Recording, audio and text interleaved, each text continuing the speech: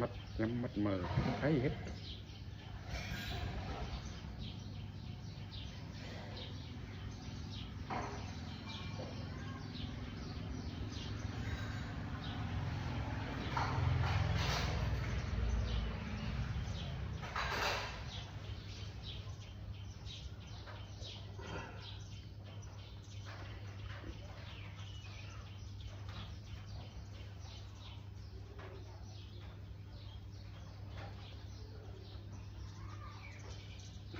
Cái u cái con này là nó có chim khó ao thế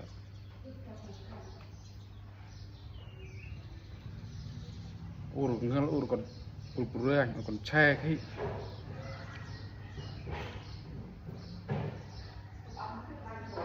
cái ao sai nằm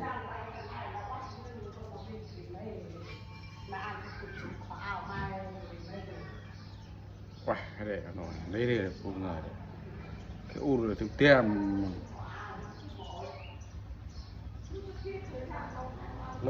lỗ thông u rồi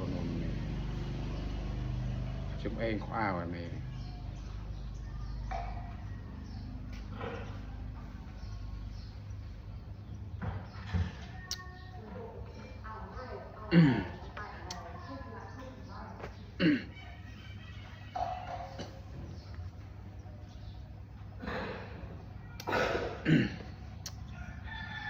Xin chào mọi người nha. Hôm nay Facebook anh Tóc Xuân bảo là mình giới thiệu về bản thân này các bạn nhé. Thì nhân tiện mình sẽ khâu cái quần rách và sẽ giới thiệu bản thân luôn.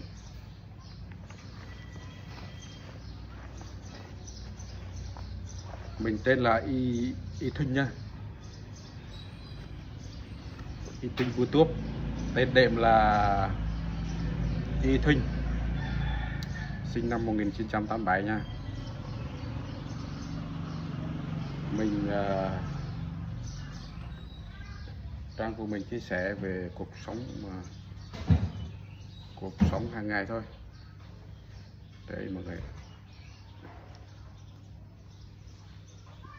rất mong được sự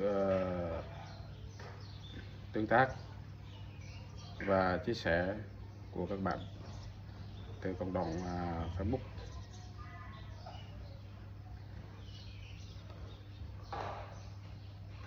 Rồi, mình chỉ nói vậy thôi. Đấy, xin cảm ơn các bạn nhé. Giới thiệu đến 10 đến 15 giây thôi các bạn nhé, không quá nhiều nhé. Đấy. Chào mọi người nha.